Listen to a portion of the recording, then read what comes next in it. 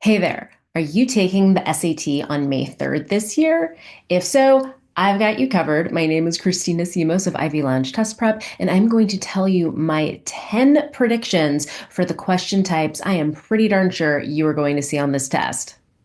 The first prediction that I know you're going to go see is a sentence completion question. I mean, we have these on every reading writing module, so obviously you're going to get them. But I'm pretty darn sure you will see at least one of these where there's at least one or more vocab words in the answer choices that you maybe don't know. Okay, so how do we actually do those, and what is an example? Okay, so here we have a perfect example of a sentence completion question that you're going to see at the beginning of one of these reading writing modules. Maybe you're going about reading this and you look at these answer choices, and I mean, you know what some of them mean, but antecedent, I mean, what is that? Now, here's the beautiful thing with sentence completions. You can get them correct even if you do not know all of the words. In fact, if you know three of the words, that is enough to get any of them correct. Even if you know fewer than three of the words, you can still guess pretty well. So let's even look at this and try to figure it out ourselves. Katie Lenka and colleagues found that the sun's corona provides an advance indication of a solar flare. Intense eruption of electromagnetic radiation that emanate from active regions in the sun's photosphere and can interfere with telecommunications on Earth. Preceding a flare, the corona temporarily exhibits increased brightness above the region where the flare is blank. Now, if you're one of my students, you would know that you at this point would put in your own word of what you think it means. And it doesn't have to be like a high level vocab word, but just getting the point across. So, what I would put is something along the lines of exhibits increased brightness above the region where the flare is going to happen. It's easy. I know exactly the meaning that needs to happen there. Now, let's say we're looking at these answer choices and I don't pretend I don't know all of them. How can we still suss it out? Obviously, if you happen to know the word impending, which means going to happen, you get the answer right. You don't even need to know the other three. But let's say you don't know this one. You still know, like, okay, antecedent, what is that? Maybe you don't know that one either, but you know ante maybe means before, like, uh, you're not sure. Well, innocuous, I mean, doesn't that mean harmless, like benign, innocuous, right? So you know it's not that one. Perpetual, happening consistently. Obviously, it's not that one. So you basically have two, maybe, that you're not totally sure of, but you're like, Anta, I've heard that one before. And I know it means before, so that doesn't mean about to happen. That means like already happened, probably not that. So even if you didn't know the word impending, you could get this one right just by process of elimination, right? So the trick here is use what you know to confidently cross out what doesn't work. Say you're left with two choices, pick the one that your gut says is right, or go with your letter of the day and move on. So that is my first prediction, is that you will definitely see sentence completion questions in which you don't know all the words in the answer choices. Now, my second prediction for the May 3rd, 2025 SAT is a reading comprehension question. So it happens a little later in the module, but it's specifically going to be function of the underlined text. Let me show you what I'm talking about. So in this question, it literally says here in the question stem, which choice best describes the function of the underlined sentence in the text as a whole? So it's not about what that underlined sentence says. You're not asked to paraphrase it. It is about what purpose is it serving? Is it giving an example? Is it providing a counterpoint to what was said? Is it explaining what was said? Like, what is it doing? So let's read and let's find out. Chile's Atacama Desert is one of the driest places on Earth. Mary Beth Wilhelm and other astrobiologists search for life. or its remains in this harsh place because the desert closely mirrors the extreme environment on Mars. The algae and bacteria found in Atacama's driest regions may offer clues about Martian life. By studying how these and other microorganisms survive such extreme conditions on Earth, Wilhelm's team hopes to determine whether similar life might have existed on Mars and to develop the best tools to look for evidence of it. So this is literally talking about this one particular scientist searching this area. And why? It literally says, because the desert closely mirrors the extreme environment on Mars. So let's see if anything about introducing the research or doing the research or anything about making a parallel between the desert and Mars, something like that. Let's see what we have in our answer choices. So does that underline contrast the conditions in the Atacama Desert with those on Mars? No, that would be saying the differences between the environment in the desert and that on Mars. This is trying to relate them. Does it explain why many life forms cannot survive in the Atacama Desert? It says that it is harsh, but it doesn't say, like, these are all the reasons why it doesn't, life is hard to survive in this place. It's not saying that. It's making a link between the desert and Mars. Is it indicate why astrobiologists choose to conduct research in the Atacama Desert? I can see that because it literally says, because the desert closely mirrors an extreme environment on Mars. Yes, if I understand how the desert environment works, I'll probably understand how the Mars environment works. So I'm liking C, and let's go to D. To describe certain limitations to conducting scientific study in the Atacama Desert. No, like, oh, it's so hot that the scientists, are in, have to dress in a certain way to deal with the heat. No, it's not saying limitations of the actual scientific study and the conducting of it. It is linking the desert and Mars. So the only one that does that is C. So that is my prediction number 2 is function of the underlined text. If you're new in my world, I just want to take a split second to introduce myself. Hi, my name is Kristina of Ivy Lounge Test Prep, and for the past 15 years, I have been helping high schoolers all around the globe dramatically raise their SAT and ACT test scores and ultimately get into their dream colleges. So I have a quick question for you, and that is, are you taking the May 3rd, 2025 SAT? And if you are, what topic are you most concerned about?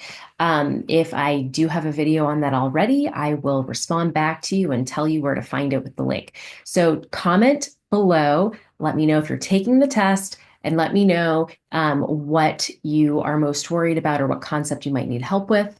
And while you're at it, just go ahead and like this video, and why not just subscribe to my channel as well? And then that way, every week when I post the latest in SAT and ACT and college application updates, you'll be the first to know.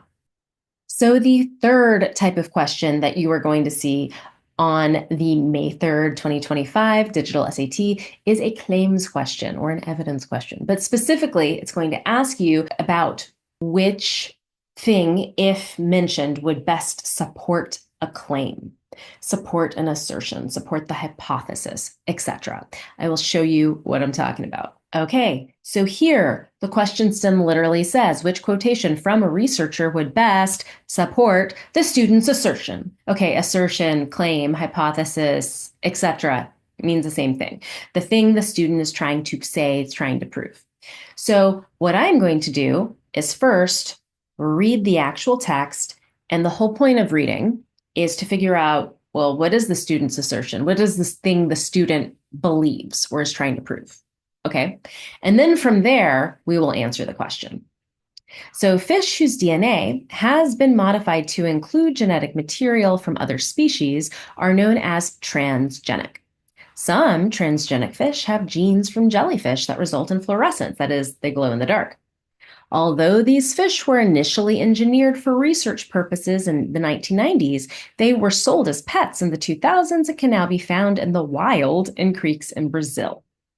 A student, in a biology seminar who is writing a paper on these fish asserts, ding, ding, ding, that their escape from Brazilian fish farms into the wild may have significant negative long-term ecological effects. Okay, cool. So what's the student's assertion? It literally says it right here that their escape from the fish farms into the wild will have negative long-term ecological effects. So bad effects on the environment from the fact that they escaped into the wild. Okay. So which quotation from a researcher would best support that claim? Let's look. Let's read all of them and find out which one would support the fact that it will impact negatively the environment. In one site in the wild where transgenic fish were observed, females outnumbered males, while in others, the number of females and males were equivalent. Is that necessarily negative? And also, it seems like in one place, we have more of one gender than the other, and the other place we don't. So I'm not seeing necessarily an inherently negative impact here, so not that one. Let's look at B. Though some presence of transgenic fish in the wild has been recorded, there are insufficient studies of the impact of those fish on the ecosystems into which they are introduced. Well, no, this just says there's not enough studies to see the impact. So how would I know that it's impacting the environment negatively? I don't. So that one doesn't work. Okay. The ecosystems into which transgenic fish are known to have been introduced may represent a subset of the ecosystems into which the fish have actually been introduced. Okay, so that means the place where we know that they have been introduced is only a subset of all the places they actually have been introduced. Okay, but is that bad? Do I know of a bad effect of this? No, just that they might be in more ecosystems than I even thought. Okay. So that one, I hope it's D because nothing else is really working. Okay. Through interbreeding, transgenic fish might introduce the trait of fluorescence into wild fish populations, making those populations more vulnerable to predators. Ding, ding, ding. Yes. Okay. So now we're seeing that now we can have the fish who were just in the wild after breeding with the glow-in-the-dark fish. They might have offspring that glow, and now a big fish or another predator will see them in the dark and eat them. So that would be negative. So does that make sense? You're literally first reading to find out what the claim, what the assertion is, and then you're finding something that supports it, that goes with it. So that is my third prediction, and that is a claims question in which you are supporting the claim. Now, my fourth prediction is going to be a writing question, specifically a standard English convention or grammar question, in which it's simple subject-verb agreement. However, there might be an intervening phrase that might trip you up. Let me show you what I'm talking about. Check it out. We know it's a grammar question because it literally says conforms to the conventions of standard English. Okay, now I read. An online content creator who uses copyrighted songs without permission risks being demonetized or prohibited from including paid advertisements in content. The best way to avoid demonetization is to choose music from the public domain. Using one of these non-copyrighted songs, blank, a creator won't lose advertising revenue. So I'm looking, they're all basically the verb to ensure. I'm looking basically at the tense of it and the agreement of the word ensure. So in order to figure out what version of ensure I need to know what the subject is. So I'm going to look probably before where the verb comes, and I see it's using one of these non-copyrighted songs. Now there are two potential traps here. One is exactly what I said. There's an intervening phrase of these non-copyrighted songs. Do you see how this starts with an of, which is a preposition? That means that the thing I highlighted here of these non-copyrighted songs, that whole bit in blue is a prepositional phrase. Hint, the subject is never in the prepositional phrase. It's before it. Okay. So I know that the word songs, no, it might be closest to the verb, but it is not the subject. That is just part of my intervening phrase. And they did that on purpose. So if I know it can't be this blue part, now I've got to go before the blue part. So using one. Well, now on one hand, you're like, well, one, I know that's singular. You're right. It is a singular subject, but that isn't the subject. This is trick number two. Using the gerund, the ing form of the verb, which is a noun in disguise. So in this case, the subject is using, because if you could say the act of using, then you know that we mean it's a noun, the act of using one of these non-copyrighted songs. So really, the word using, the gerund, is the subject, and a gerund, the ing form of the verb, is always a singular subject. So I know that using is a singular subject, so I need to have a form of the verb that is singular. So using are, no, that's plural. Using have, no, that's plural. Ensure, no, that's plural. Ensures, singular. Because remember, the verb is the one that if it's singular, it'll probably end in the S, whereas the plural form of the verb is the one that will not have the S, generally speaking, unless it's an irregular verb. That is my fourth prediction, which is a grammar question in which you have to do subject-verb agreement, but there might be some tricks like intervening phrases that make you doubt which word is truly the subject. Now, my fifth prediction is also a standard English convention question, so a grammar question, and it has to do with extra information, but I think you're going to get one where you have extra information within extra information, which can be confusing, but let me just show you an example. Okay, so in this one, let's read. In 1986, conceptual artist Sophie Calais asked 23 people, all of whom had been born without sight, to describe their image of beauty in rich detail. Calais paired excerpts of these conversations with photographs, both of interviewees and the items they described, from hair to grass to sculptures, to powerful effect in her exhibition, The Blind. Okay, so notice what I did there. I read the words that were in the answer choices because I saw that all the words themselves are the same. It's just the punctuation is what's changing. If I were just going to say blank, I wouldn't know what's going on. So I see here, I have a dash. Now, if I have in fact finished a complete, it's not letting me highlight what I want. If I had finished the sentence from the beginning up until the dash, up until the word photographs, and if that were complete, then I only need one dash, right? And then I could pretty much have whatever I want on the other side. But in this case, let's read it. Calais paired excerpts of these conversations with photographs. Well, that could be. But if there's more that goes with that thought, I'm going to need another dash, and then I'm going to have to come back and finish it.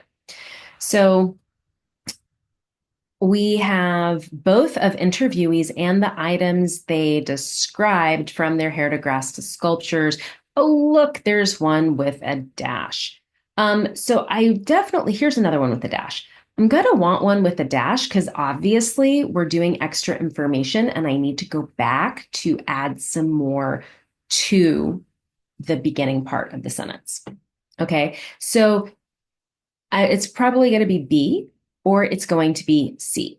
Okay, now the question here is, if it is C, that means the extra information is just both of interviewees and the items they described.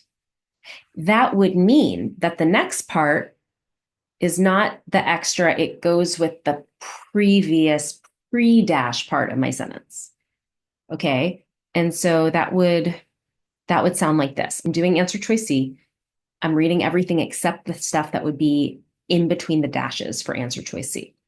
So Calais paired excerpts of these conversations with photographs, from hair to grass to sculptures, to powerful effect in her exhibition, The Blind. I'm a little confused about what's going on. So the conversations with photographs is not hair and grass to sculptures. That's not like types of conversations with photographs.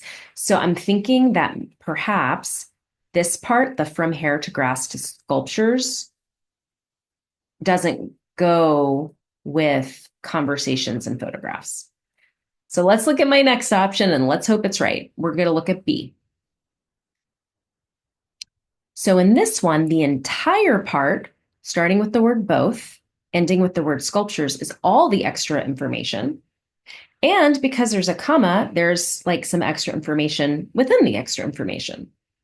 So we're going to read using answer choice B around the dashes to see if the main sentence makes sense. So Calais paired excerpts of these conversations with photographs to powerful effect in her exhibition, The Blind. Yes, she paired these things to an amazing effect in this exhibition. Now I understand what's going on. So that makes sense. And then it should also make sense that the extra part is starting with the word both, ending with sculptures. So both of interviewees and the items they described, comma, from hair to grass to sculptures. So now I understand the hair and the grass and the sculptures are the items they described because it's right next to there. So that is my fifth prediction. And the last of my reading writing predictions, which is a grammar question where you have extra information, but there might be extra information inside other extra information. Okay, on to my math predictions. So prediction number 6 is going to be a statistics question. Specifically, you need to know about mean, median, mode, and range. Okay, mean, that's the average, all the things added divided by the number of things there are. Median, the one in the middle, if it's an even number, average of the two in the middle. Mode, the piece of data that occurs most often. And then range, which is simply the highest value minus the lowest value. So let me show you an example. Okay, here we have a very straightforward question. It's just you need to know how to do it. So what is the range of the 7 scores shown? And we have 23, 27, 27, 32, 35, 36, and 52. So the range, as I just told you, is going to be the highest value minus the lowest value. And sometimes they might try to trick you by not putting them in order, but you know what? They didn't try to trick you. Literally, 23 is the lowest, 52 is the highest. I literally take 52 minus the 23. I get 29. I'm done.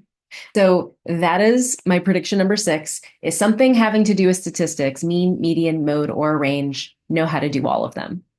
Now, my 7th prediction, it's also a math prediction, and this is going to be a system of linear equations, but you're not going to be finding like what is the point x comma y. They're going to ask you for a very specific expression. And you might be like, huh? So let me show you what I mean. Okay, so here we have a system of linear equations right here. 5y equals 10x plus 11. Negative 5y equals 5x minus 11. And it says the solution to the given system of equations is x comma y. But they don't ask you for x comma y. They don't ask you for x. They don't ask you for y. What do they ask you for? What is the value of 30x? Well, now that's like real specific. That is like, when I see something really specific, like what is 3j minus 5k? What is 4x plus 4? Why are they asking you that instead of just what is x? And the answer is there's a way to get to the expression that they're asking quicker than you could actually solve for x, solve for y, and then, in this case, multiply the x by the 30. Okay? So usually when that happens and it's a system, I'm thinking to myself, can I like add these two equations together or subtract them to where maybe something cancels out and then I have something that is closer to the thing they are asking about? And when I look at this, I'm like, wait a second. Here's a 5y, here's a negative 5y. If I add these two equations together, I don't even have anything. Like the y's cancel. right? And then, oh my gosh, I'm going to get 15x, right? Because if basically you can add the equations, you just go like straight down. You just have to line them up. So like in this case, all the y's, then there's all the equal signs, then the x's, then the random constants, okay? So if I were to just add these together, y's zero out. I get nothing on the left. I get zero on the left. Equals, I add the x's, 10x plus 5x, 15x. I add 11 plus negative 21. Well, that's negative 10. So I have 0 equals 15x minus 10. I'm going to add the 10 to both sides. I now get 10 equals 15x. Look, 15x is half of what they want. They want 30x. I'm just going to multiply this whole thing by 2. 30x equals 20. That is prediction number 7, which is a system of linear equations question, but they're asking you for something that is not just x, not just y. It's a very specific expression, and that's your clue that there is a shortcut to be had. Okay, so my 8th prediction is a quadratic equation or a parabola, but specifically you need to know about finding the number and type of the roots, and you're gonna probably need the quadratic formula or knowledge thereof to do it, okay? Or Desmos, I can tell you about that. Okay, awesome. So this one literally says, which quadratic equation has no real solutions? No real solutions means that has two unequal imaginary solutions. So if you recall from the quadratic formula, right, it's negative b plus or minus the square root of b squared minus 4ac, all of this over 2a. The stuff under that radical determines the number and type of your roots. So if the stuff under the radical, the b squared minus 4ac, if all of that comes to something negative, you have no real solutions. If all of that, the b squared minus 4ac equals 0, you have one real and equal root or a double root. And if all of that, the b squared minus the 4ac is greater than 0, you get two roots that are real and unequal. So basically, if I were doing this algebraically, I would be doing like, here's my b, right? The 14 in this case, b squared minus 4 times the coefficient of x squared. In this case, it's going to be 1 times c, which is going to be 49, negative 49.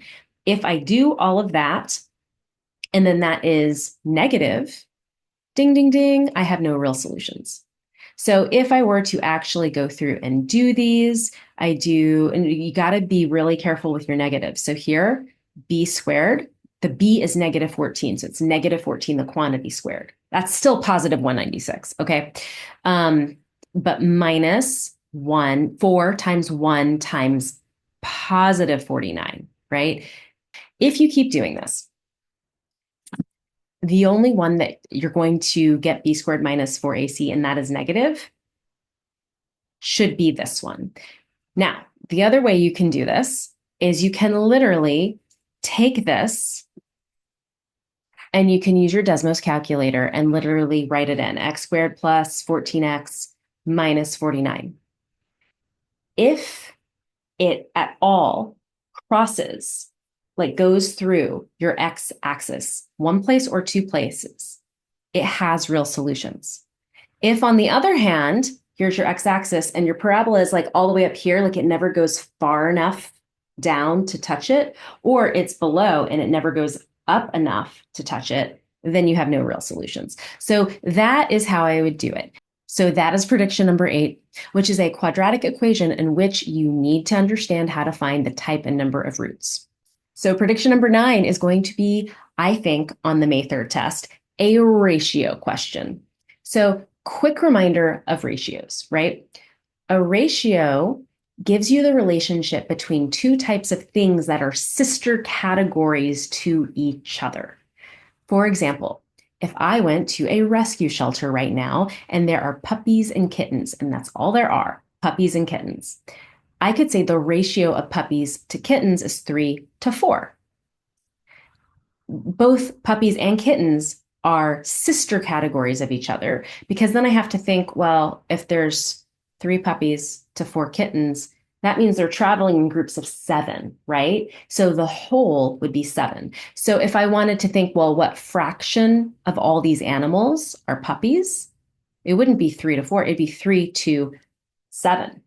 What fraction are kittens? It'd be 4/7. But the ratio would be 3 to 4. So part to part as opposed to part to whole. Got it? So let me show you a simple example of something you might see. Okay, so this question, at a particular track meet, the ratio, so part to part, of coaches to athletes is 1 to 26. So if there are X coaches at the track meet, which of the following expressions represents the number of athletes at the track meet? So they're telling you coach to athlete is 1 to 26. I have X coaches, how many athletes? You're literally making a proportion. You're doing 1/26 equals X over what? And when you do this, you're going to get 26X, right? So just try it. 1/26 equals X over what? You cross multiply. What equals 26X? So that is prediction number 9. And that is, you will see most likely a ratio question on the May 3rd, 2025 SAT. And my last prediction for the May 3rd test, I'm pretty sure, I just have an inkling that you are going to have to do something with a volume of a prism. Okay. Now I say the word prism, but prism is a very broad term that encompasses a lot of things you might know by other names. All a prism is a three-dimensional shape where you have a specific shape on the bottom. It could be a square, it could be a rectangle, it could be a triangle, it could be a circle, right?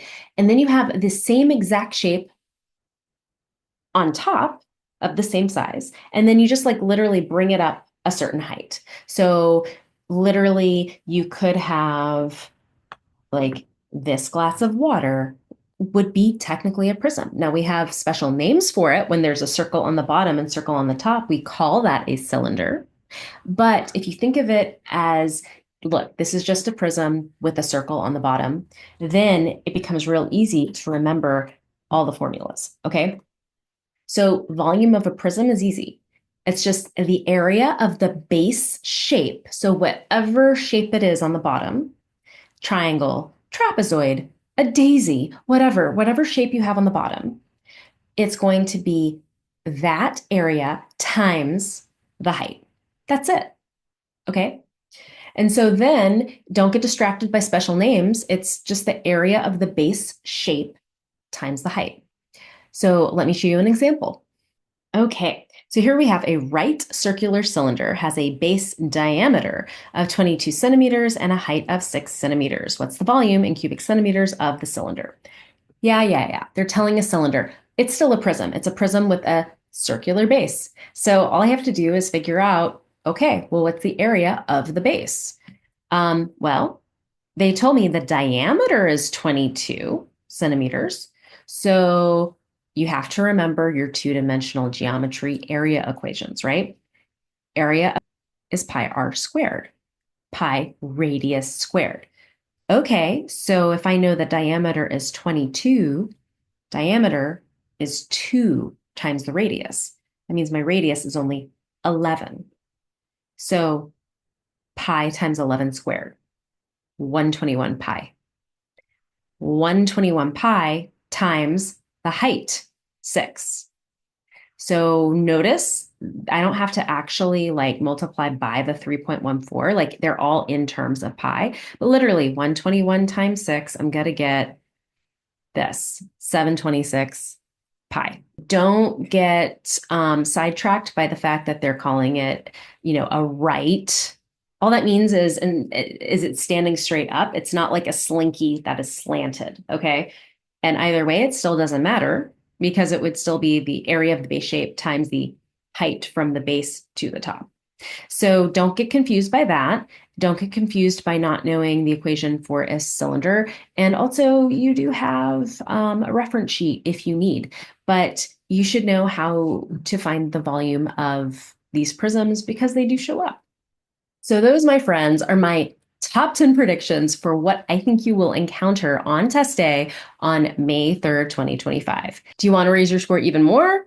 That's what I thought. In that case, please check out my free masterclass called The 3 Biggest Mistakes to Avoid on the Digital SATs Reading Writing section and How to Fix Them. So check it out in the link below.